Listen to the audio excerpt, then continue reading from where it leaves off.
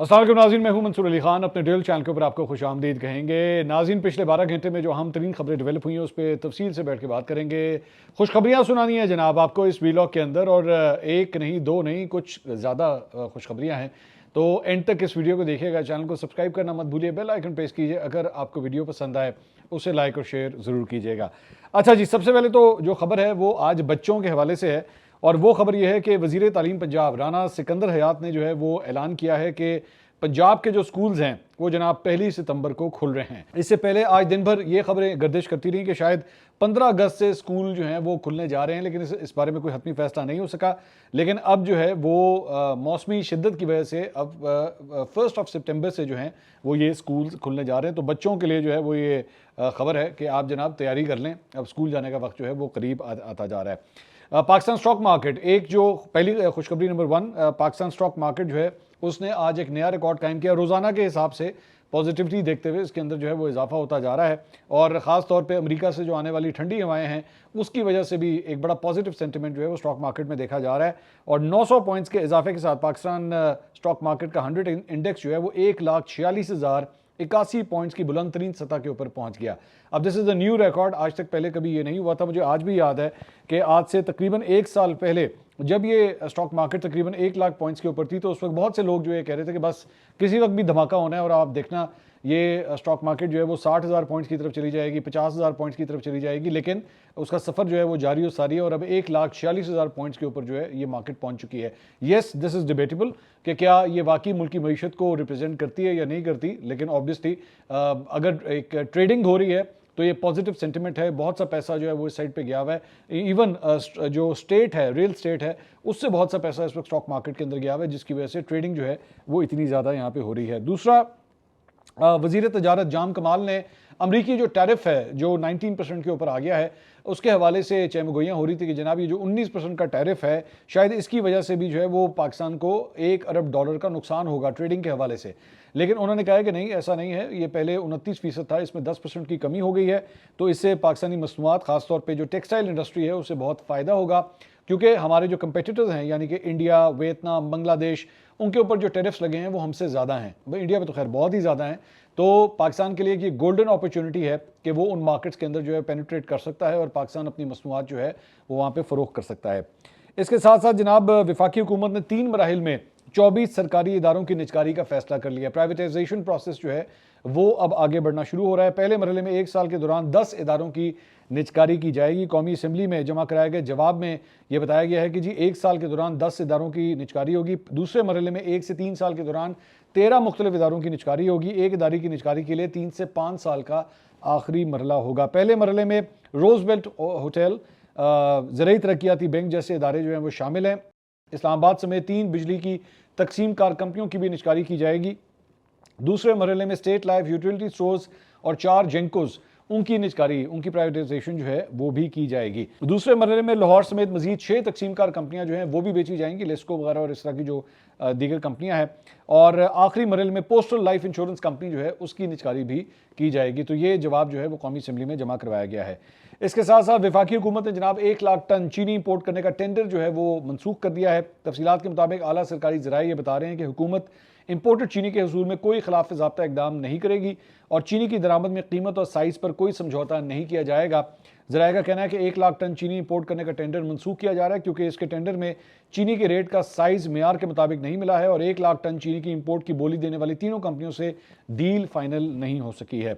एक और जो एक अच्छी खबर है, खुशखबरियाँ जिस तरह मैंने आपको बताया था बहुत सी खुशखबरियाँ हैं, तो एक अच्छी खबर यह है कि सवात में एक हादसा पेश आया था। ज़ुमुर्द की कान थी वो जनाब, उसका एक हिस्सा बैठ गया था, और उसमें 900 फुट गहराई में जो है वो 4 मजदूर फंस गए थे। खुशखबरी यह है कि उन चारों मजदूरों को बाहिफाजत बाहर निकाल लिया गया है। बहुत अच्छी खबर है ये। रेस्क्यू 1112 ने जो है वो ये ऑपरेशन किया, और ये हादसा बुध की शाम को पेश आया था। इसके बाद एक बड़ा रेस्क्यू ऑपरेशन किया गया, और उसके अंदर जो मुतादिद मजदूर फंस गए थे उनको बाहर निकाला गया है। रेस्क्यू 1112 की मेडिकल टीमों ने इन मजदूरों को निकालने में बड़ा एक अहम किरदार अदा किया है, और मेरे ख्याल में ये काबिल तहसीन ये एक अमल है। उनकी तारीफ़ करनी चाहिए कि उन्होंने एक 4 ज़िंदगियाँ जो है यहाँ पे बचाई हैं, और कई घंटे तक ये एक्चुअली ऑपरेशन जारी रहा, और इसमें 40 से ज़ायद अहलकार जो हैं उन्होंने हिस्सा लिया। जहाँ पे सवात के अंदर आपको याद है कि एक बड़ा ही खौफनाक हादसा पेश आया था जब एक पूरी फैमिली जो है वो दरिया में डूब गई थी। तो ये वाक़या भी सवात में ही पेश आया है, बट ये काबिल तारीफ़ है। मेरे ख्याल में रेस्क्यू 1122 भी और KP की गवर्नमेंट भी जिनको ये क्रेडिट जाता है कि उन्होंने इन मजदूरों की जो है वो जान बचाई है। इसके साथ साथ सिब्बी में जनाब रेलवे ट्रैक के करीब एक धमाका हुआ, ये अच्छी खबर नहीं है। जाफर एक्सप्रेस जो है वो उसे एक दफ़ा फिर टारगेट किया गया, धमाके से वो बाल बाल बच गई। रेलवे हुकाम का कहना है कि धमाका उस वक्त हुआ जब पेशावर से कोयटा जाने वाली जाफर एक्सप्रेस जो है वो स्टेशन से कुछ फासले पर थी। धमाका ट्रैक से 2 से 2.5 फुट के फासले पर हुआ, ताहम वाक़े में किसी जानी नुकसान की इतला नहीं मिली है। रेलवे हुकाम के मुताबिक पेशावर से कोयटा जाने वाली जाफर एक्सप्रेस सिब्बी स्टेशन से रवाना कर दी गई है और कोयटा से पेशावर जाने वाली जाफर एक्सप्रेस कुछ देर में वहाँ से रवाना कर दी जाएगी जब तक ये मैं वीडियो रिकॉर्ड कर रहा हूँ। सिब्बी में जाफर एक्सप्रेस पर हमले की जिम्मेदारी जो है वो बलोच रिपब्लिकन गार्ड्स BRG उन्होंने जनाब कबूल किया। ये BLA नहीं है, बलोच लिबरेशन फ्रंट नहीं है, बल्कि बलोच रिपब्लिकन गार्ड्स हैं। ये एक और दहशतगर्द तंजीम है जिन्होंने इस धमाके की जिम्मेदारी कबूल की है। अब आ जाएं उस बड़ी खबर के हवाले से जिसकी चहमगोइयाँ पिछले 1-2 दिन से चल रही थी, और वो है बहरिया टाउन से मुतालिक। आप जानते हैं कि मलिक रियाज साहब आजकल बड़ी मुश्किलात में फंसे हुए हैं और मलिक रियाज साहब की प्रॉपर्टीज़ जो हैं वो अब नीलाम होना शुरू हो गई हैं। 6 में से 3 प्रॉपर्टीज़ की नीलामी जनाब कर दी गई है और ये पहली दफ़ा इस तरह हुआ है कि मलिक रियाज साहब की प्रॉपर्टी जो है वो स्टेट ने, यानी कि या नैब कह लें आप, उनकी जानिब से जो है वो इसका प्रोसेस जो है उसका आगाज़ किया गया और एलामिया जो जारी किया गया है उसके मुताबिक अदालती प्ली बार्गेन की बाकी रकम की वसूली जो है इन प्रॉपर्टीज़ की नीलामी के साथ जो है वो कंप्लीट की जाएगी। रुबेश माँ की 50 करोड़ 80 लाख रुपए में जो है वो नीलाम हो गई है और मार्की जो है वो तयशुदा जो कम अज़ कम कीमत थी उससे 2 करोड़ रुपए ज़्यादा के ऊपर जो है वो फ़रोख्त हुई है और कीमत की अदायगी और प्लॉट की मुंतकली का अमल जो है वो अभी जारी है। एलामे में कहा गया है कि रुबेश मार्की की रकम नैब को ट्रांसफ़र होने का अमल जो है वो शुरू हो गया है। कॉर्पोरेट ऑफिस 1 की 87 करोड़ 60 लाख की मशरूत बोली जो है वो लगी है। कॉर्पोरेट ऑफिस 2 की 88 करोड़ 15 लाख रुपए की मशरूत बोली वसूल हुई है और कॉर्पोरेट ऑफिस 1 और 2 की नीलामी की मंजूरी दी जानी जो है वो भी बाकी है। 3 जायदादों की नीलामी जो है वो मौखर कर दी गई। इसकी वजह यह है कि जो रिजर्व प्राइस थी वो प्राइस नीलामी में नहीं लग सकी, जिसकी वजह से उन्हें मौखर किया गया है। तो ये पहला मौका है कि मलिक रियाज साहब की प्रॉपर्टीज़ की नीलामी का सिलसिला जो है वो शुरू हो चुका है। मैं आपको ऑलरेडी 1-2 दिन पहले ये बात कह चुका था कि आप देखिएगा कि मलिक रियाज के फेवर में जो है वो बहुत से हमारे एंकर पर्सन और सहाफ़ी जो हैं वो फुड़क फुड़क के आना शुरू होंगे और वो सिलसिला जो है वो ऑलरेडी शुरू हो चुका है। मेरे ख्याल में कई लोगों की वीडियोस जो है वो आप तक देख भी चुके होंगे जिसमें वो मलिक रियाज साहब की तारीफ़ें कर रहे हैं, उन्हें माफ़ करने के बारे में बात कर रहे हैं, उनसे डीले करने के बारे में बात कर रहे हैं। इन तमाम लोगों के जो है मलिक रियाज साहब से बड़े पुराने मरासिम हैं, कोई नए मरासिम नहीं है। पूरी मार्केट, हमारी पूरी मीडिया इंडस्ट्री जो है इन लोगों को अच्छी तरह जानती है जिनके मलिक रियाज से बड़े पुराने मरासिम हैं। मैं ये नहीं कह रहा इन्होंने उनसे कोई पैसे लिए हैं, मैं इनके ऊपर कोई करप्शन का इल्ज़ाम नहीं लगा रहा क्योंकि मेरे पास किसी के बारे में कोई सबूत नहीं है, लेकिन इनका दिल जो है वो हमेशा मलिक रियाज साहब के लिए ही धड़कता है और वो मतलब तरह तरह की बातें करेंगे। जनाब बड़ी जिद्दत पैदा की है, उन्होंने बड़ा कमाल किया है, उन्होंने हाउसिंग सोसाइटीज़ के हवाले से ये कर दिया वो कर दिया। भाई मेरा सिंपल सा एक मानना है, उसकी एक प्रोडक्ट थी, वो अपनी प्रोडक्ट बेच रहा था, वो अल्लाह वास्ते तो प्लॉट नहीं बेच रहे ना, वो उनकी एक प्रोडक्ट थी, वो उससे पैसा बना रहे थे। तो इसमें ये कह देना कि उन्होंने कोई गवर्नमेंट ऑफ पाकिस्तान के लिए तो ये हाउसिंग सोसाइटियाँ नहीं बनाई थी ना, अपने ने बनाई थी, अपनी प्रोडक्ट थी। मिसाल के तौर पे कल को यहाँ पे अगर फॉर एग्जांपल मैं एक छोटी सी एग्जांपल देता हूँ कि मर्सिडीज़ का काम करने वाली अगर कोई कंपनी है, वो फ्रॉड करती है, वो 2 नंबरी करती है या कोई धोखाधड़ी करती है, करप्शन करती है, तो वो कल को अगर पकड़ी जाए तो आप ये कहें यार नहीं नहीं यार ये मर्सिडीज़ गाड़ी बड़ी खूबसूरत बनाते हैं जनाब, इनके खिलाफ कोई एक्शन ना ले। ये क्या बात हुई यार। यहाँ पे एप्पल कंपनी, मतलब मलिक रियाज क्या चीज़ होगा, एप्पल कंपनी जो मतलब अरबों डॉलर की वो कंपनी है, ठीक है, अरबों। अभी अभी जो इनके जो ओनर हैं एप्पल के, उन्होंने अभी कल डोनाल्ड ट्रंप के साथ खड़े होकर अमेरिका के अंदर $100 बिलियन इन्वेस्टमेंट का जो है ऐलान किया है। $100 बिलियन, अंदाजा करें ज़रा कि जी हम मजीद अमेरिका के अंदर इन्वेस्ट करेंगे, क्योंकि डोनाल्ड ट्रंप ने एप्पल के ऊपर जो है वो काफ़ी प्रेशर डाला हुआ था कि आप अमेरिका के अंदर जो है वो करें, इंडिया से अपना ऑपरेशन वगैरह बंद करें, वैसे भी अब टैरिफ वगैरह लग गया। खैर तो वो कर रहे हैं। तो अब उसमें अगर आप ये कहें नहीं जी वो देखें जी बड़ा ज़बरदस्त एप्पल फ़ोन बड़ा ज़बरदस्त, वो कोई 2 नंबरी करेंगे तो पकड़ा जाएगा भाई, कानून के खिलाफ अगर आप काम करेंगे। तो ये वाली दलील देना कि जनाब मलिक रियाज साहब ने जनाब बहरिया टाउन जैसी बड़ी खूबसूरत सोसाइटियाँ बनाई हैं तो इनके अगेंस्ट एक्शन ना लें, तो फिर आइंदा से कोई म्यार बना दें कि अच्छा जी फ़ला बंदा जो है ना उसने बड़े ज़बरदस्त अपना कारोबारी निज़ाम जो है वो बनाया हुआ है, देखें जनाब मल्टी स्टोरी उसने जो है वो बिल्डिंग्स खड़ी की हुई हैं, इसके अगेंस्ट एक्शन ना लें, बड़े खूबसूरत बिल्डिंग्स बनाता है यार। यार ये कोई दलील नहीं है, बराए मेहरबानी, ठीक है। हाँ, एक अलबत्ता इसके अंदर पॉइंट है जो मेरे ख्याल में एक वैलिड पॉइंट है, वो ये है कि मलिक रियाज साहब ने अगर ये करप्शन की, मलिक रियाज साहब ने अगर ये सारा कुछ किया, मनी लॉन्ड्रिंग की, जिस तरह वो फरमा रहे थे अभी अताउल्लाह तारड़ साहब, तो फिर मलिक रियाज अकेले तो नहीं होंगे ना, उसमें कई सरकारी मुलाजमीन होंगे, उसमें कई अफसरान होंगे, बड़े बड़े जिन होंगे, बड़ी बड़ी होली काउज होंगी, उनके अगेंस्ट भी तो फिर एक्शन लिया जाए ना। मलिक रियाज अकेला क्यों?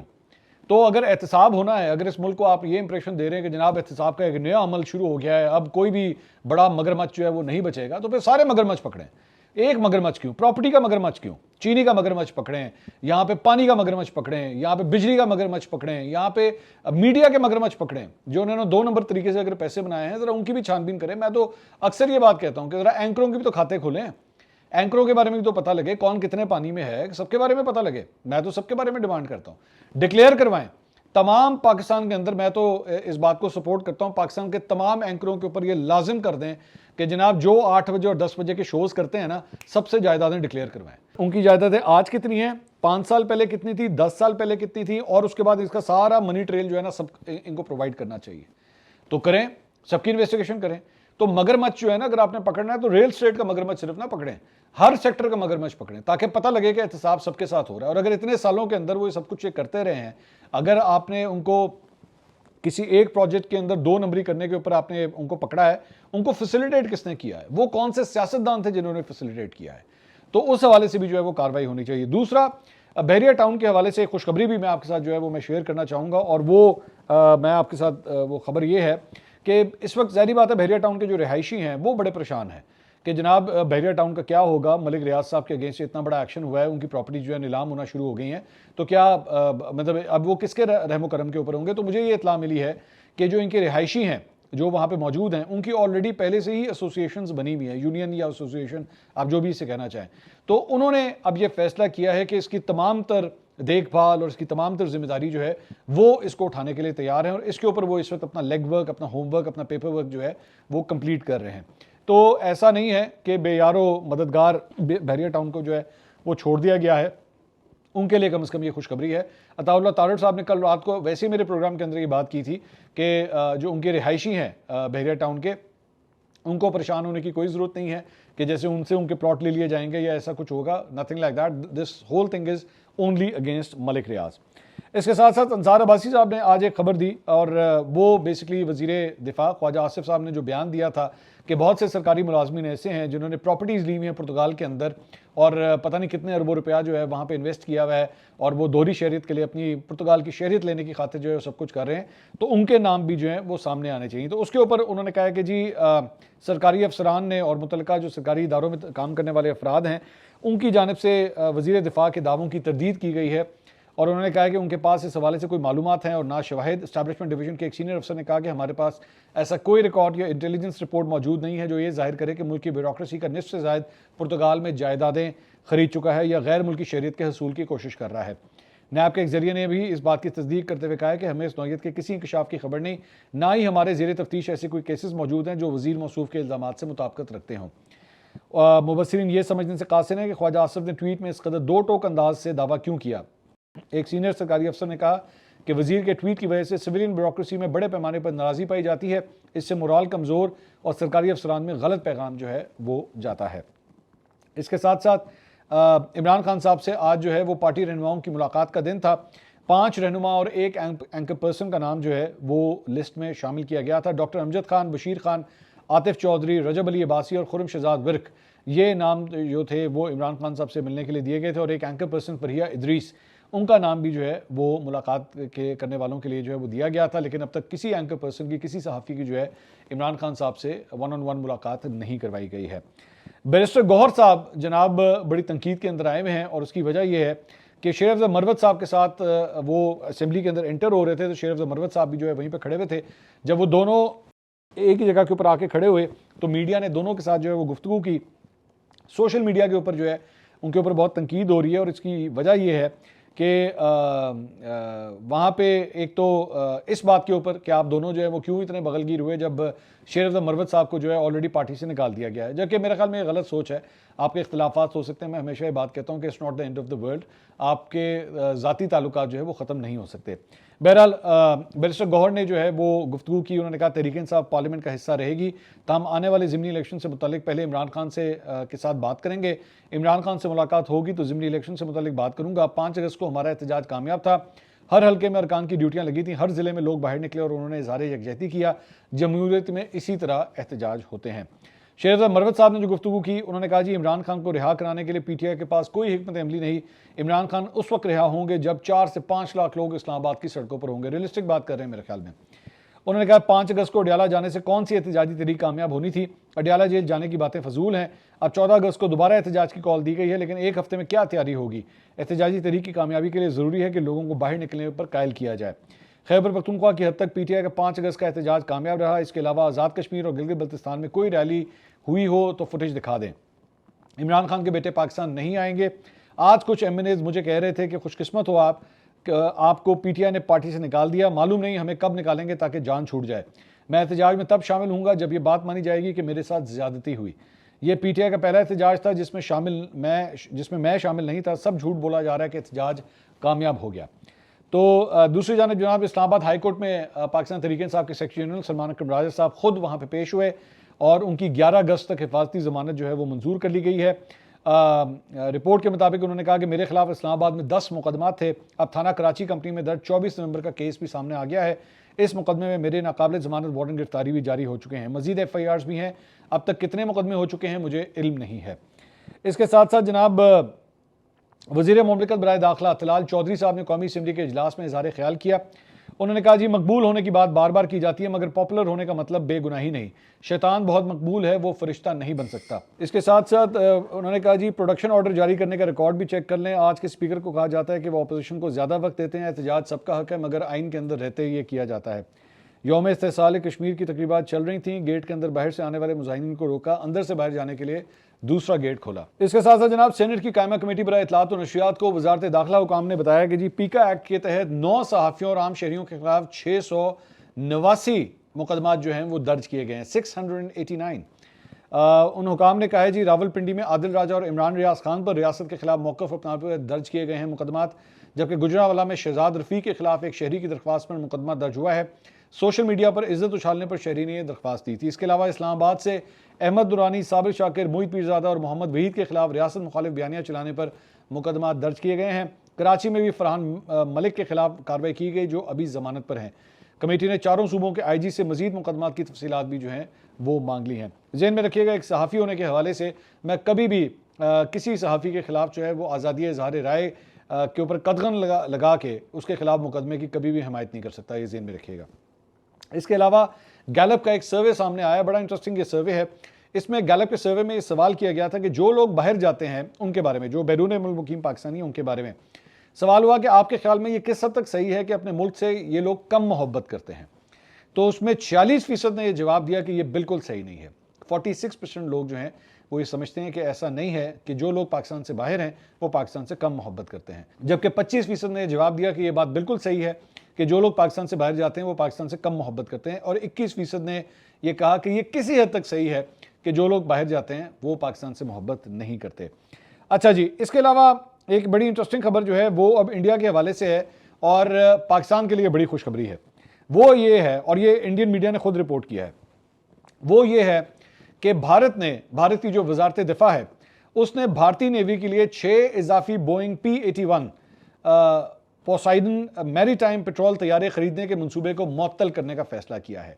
अच्छा, ये जो जहाज़ है जो मैं आपके साथ शेयर कर रहा हूँ, ये बेसिकली जासूसी के लिए इस्तेमाल होते हैं, और इनमें से एक जहाज़ जो है वो अभी जो पाक भारत जो जंग हुई थी उसमें से एक जहाज़ जो है वो पाकिस्तानी सरहद के करीब भी देखा गया था, इसकी फुटेज भी आई थी। तो ये इंडिया ने और ये 6 जहाज़ लेने थे, और ज़ाहिर बात है इसका इस्तेमाल कहाँ होना था, ये पाकिस्तान के खिलाफ ही होना था। लेकिन अमेरिका के साथ जो ताल्लुकात भारत के ख़राब हो गए हैं उसके बाद उन्होंने अपने जानिब से ये जो 6 मज़ीद जहाज़ P-81 नहीं था, P-8I, ये जहाज़ लेने से उन्होंने माजरत कर ली। उन्होंने कहा जी ये जहाज़ हमने नहीं लेने। जब से उन्होंने टैरिफ जो है वो बढ़ाया है उसके बाद से ये फैसला किया गया है। भारतीय नेवी जो है वो 12 P-8I तैयारों का बेड़ा जो है वो चलाती है, और 2009 में उनकी पहली बैनुल-अक़वामी ख़रीदारी जो है वो की गई थी। वजारत दिफा के पहले लागत के खदशात के बावजूद नेवी की दरख्वास्त को कबूल किया था, लेकिन टैरिफ के ऐलान ने इस मामले पर दोबारा स्ट्रेटेजिक गौर व शुरू कर दिया है। हालांकि मुआहिदा हतमी तौर पर मनसूख अभी नहीं हुआ है। भारतीय नेवी ने 2009 में $2.2 बिलियन के मुआहिदे के तहत 8 P-8I तैयारे जो है वो खरीदे थे, जिसके बाद 2016 में मजीद 4 तैयारे $1 बिलियन से ज़ायद की मालियत में शामिल किए गए। नेवी तवील अरसे से 18 तैयारों के मजमूई बेड़े की हिमायत करती रही है। 6 इजाफी P-8I तैयारों की खरीदारी जो मई 2021 में अमरीकी महकमा खारजा से $2.42 बिलियन के अंदाजे के साथ मंजूर हुई थी, उसका मकसद मशरकी नेवल कमांड के बेड़े को 12 यूनिट तक पहुंचाना था। अब ये मशरकी नेवल कमांड कौन सी है? जाहिर बात है जो पाकिस्तान के बॉर्डर के आसपास लगती है। तो वो ये चाहते थे कि यहाँ पे 12 जहाज़ हमारे पास होने चाहिए जो पाकिस्तान की जासूसी कर सकें या उस फ़िज़ाई हदूद की जो है वो जासूसी कर सकें। तो वो जहाज़ जो हैं अब उन्होंने ऑर्डर जो है उसका कैंसिल करने का फ़ैसला कर दिया कि जनाब ये हम इंडिया से हम अमेरिका से नहीं लेंगे क्योंकि ताल्लुकात जो है वो काफ़ी ज़्यादा ख़राब हो गए। तो पाकिस्तान के लिए ये एक और खुशखबरी है। अगली वीडियो में आपसे दोबारा मुलाकात होगी। अल्लाह हाफ़िज़।